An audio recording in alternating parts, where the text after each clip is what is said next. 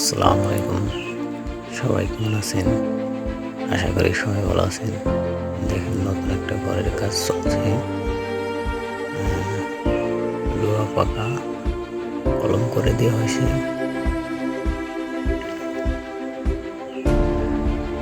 নিচে বেস করে দেওয়া হয়েছে। গ্রিল বিম দেওয়া হয়েছে, একদম নিচ থেকে করা হয়েছে আর কি।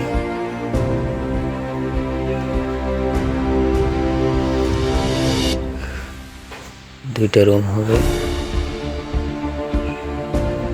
এই সাইডে ভিতরে টয়লেট হাউস করে, এই সাইডে গোসলখানা, আর এই সাইডে গরুর ঘর। এই ফাঁকটা